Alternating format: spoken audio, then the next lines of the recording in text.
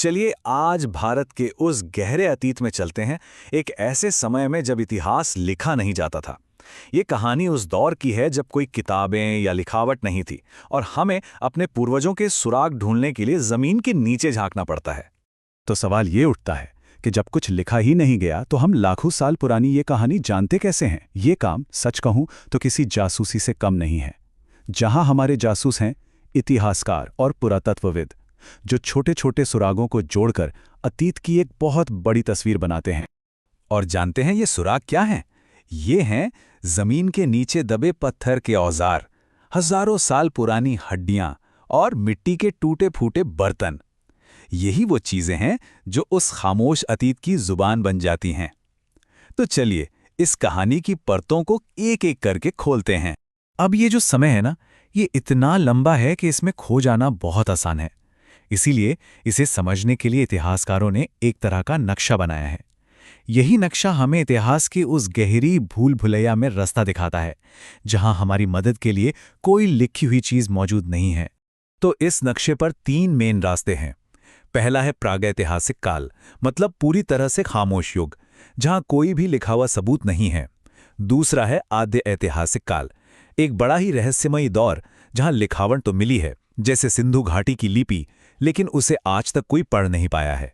और तीसरा है ऐतिहासिक काल, जहां से हमें ऐसे दस्तावेज मिलने लगते हैं जिन्हें हम पढ़ सकते हैं। आज का हमारा सफर पहले रास्ते पर यानी प्रागैतिहासिक काल पर ही रहेगा। प्रागैतिहासिक काल, ये वो समय है जब इंसान पत्थरों से अपनी तकदीर लिख रहा था, लेकिन उसे कागज पर उतारना नहीं सीखा था।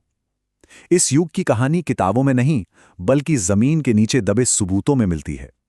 हर पत्थर का टुकड़ा, हर पुराना बर्तन और हर हड्डी एक कहानी कहती है। ये प्रागैतिहासिक काल अपने आप में एक महासागर जितना बड़ा है। तो इसे बेहतर ढंग से समझने के लिए हम इसे 3 युगों में बांटते हैं: पुरापाषाण, मध्यपाषाण और नवपाषाण काल। ये बंटवारा असल में पत्थर के औजार बनाने की टेक्नोलॉजी में आए बदलावों की कहानी है, जो हमें इंसानी तरक्की का सफर दिखाती है। चलिए इस सफर की शुरुआत करते हैं सबसे पुराने दौर से। तो अब हम दाखिल हो रहे हैं पुरापाषाण काल में। ये इंसानियत के इतिहास का सबसे लंबा चैप्टर है, एक ऐसी सुबह जो लाखों साल तक चली। जरा सोचकर देखिए, आज से लगभग 20 लाख साल पहले, जब आज के शहर और गांव तो कल्पना में भी नहीं थे, तब भारत की धरती पर हमारे पूर्वजों ने अपने पहले कदम रखे थे। ये समय इतना ज्यादा लंबा है कि इसकी कल्पना करना भी मुश्किल है। तो उस दौर में जिंदगी थी कैसी? सच कहें तो हर दिन बस जिंदा रहने की एक जंग थी। इंसान छोटे छोटे झुंड में एक जगह से दूसरी जगह घूमते रहते थे। वो जानवरों का शिकार करते और जंगल से फल फूल इकट्ठा करते थे। और उनके सबसे भरोसेमंद साथी पत्थर के बने भारी और बेडौल औजार। जिंदगी पूरी तरह से कुदरत के भरोसे। तो सवाल यह है कि इतने पुराने अतीत के बारे में हमें पता चला कैसे? कहानी शुरू होती है 1863 में, जब रॉबर्ट ब्रूस फुट नाम के एक जियोलॉजिस्ट को चेन्नई के पास पल्लवरम में पत्थर का एक औजार मिला। ये एक छोटी सी खोज थी, पर इसने भारत के प्रागैतिहासिक अध्ययन के लिए एक दरवाजा खोल दी। पुरापाषाण काल के लंबे दौर के बाद आया एक बहुत बड़ा बदलाव का समय। इसे हम कहते हैं मध्यपाषाण काल। इसमें औजार तो छोटे हो गए, पर उनका असर बहुत बहुत बड़ा था। ये काल लगभग 12,000 ईसा पूर्व से शुरू होता है और ये एक तरह का पुल था शिकार की पुरानी दुनिया और खेती की जो नई दुनिया आने वाली थी, उसके बीच की एक बहुत जरूरी कड़ी। इस युग की पहचान थे माइक्रोलिथ, यानी बहुत छोटे पत्थर के औजार।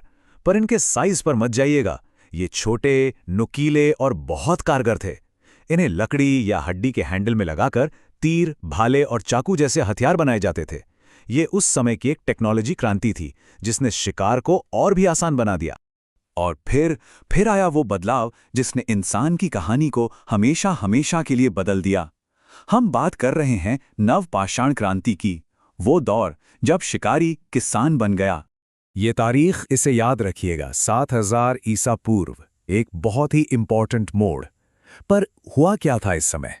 जवाब है खेती की शुरुआत।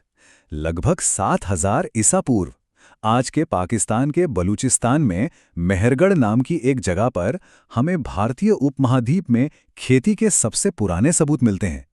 यहाँ के लोगों ने पहली बार गेहूं और जौ उगाना शुरू किया। ये एक छोटी सी शुरुआत थी जिसने सब कुछ बदल कर रख दिया। ये बदलाव कितना बड़ा था, इसका अंदाजा आप इसी से लगा सकते हैं। जहां पूरा पाषाण काल का इंसान खाने के लिए भटकता था, वहीं नव पाषाण काल का इंसान खेती और पशुपालन करके अपना खाना खुद उगाने लगा। खाना बदोश जिंदगी की जगह पक्के गांव बसने लगे। ये एक क्रांतिकारी बदलाव था। अब जब जिंदगी एक जगह टिक गई तो इसने कई नए आविष्कारों को जन्म दिया। अनाज को रखने और पकाने के लिए मिट्टी के बर्तन बने, और फिर हुआ वो आविष्कार जिसने सचमुच दुनिया को गति दे दी, पहिया। इसने ना सिर्फ ट्रांसपोर्टेशन बल्कि आने वाले हर टेक्निकल विकास की नींव रखी। हमारा सफर अब प्रागैतिहासिक काल के अंतिम पड़ाव पर पहुंच गया है। ये वो दौर है जब इंसान ने पत्थर के साथ एक नई चीज का इस्तेमाल करना सीख लिया था, धातु। इस युग को कहते हैं ताम्र पाषाण काल या कैल्कोलिथिक पीरियड। ये शब्द दो हिस्सों से बना है, कैल्को जिसका मतलब है तांबा और लिथिक मतलब पत्थर। तो साफ है ये वो टाइम था जब इंसान पत्थर के औजारों के साथ साथ पहली बार किसी धातु यानी तांबे का इस्तेमाल कर रहा था। और इस दौर में ना भारत के अलग अलग हिस्सों में कई दिलचस्प ग्रामीण संस्कृतियां पनप रही थीं। जैसे राजस्थान में आहार संस्कृति थी जो तांबा गलाने में माहिर थी।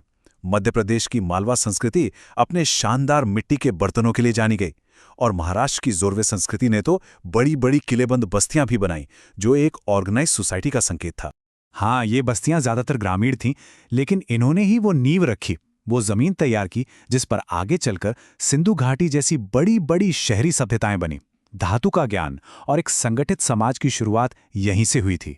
तो हमने पत्थर से तांबे तक का एक लंबा सफर देखा।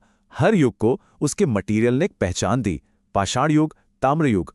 और ये बात हमें एक बहुत ही दिलचस्प सवाल पर लाकर छोड़ देती है। आज से हजारों साल बाद जब भविष्य के लोग हमारी सभ्यता के अवशेषों को खोदेंगे तो वो हमारे युग को क्या नाम देंगे? क्या ये सिलिकॉन युग होगा, प्लास्टिक युग या कुछ और? इसी सवाल के साथ आज का ये सफर यहीं खत्म करते हैं।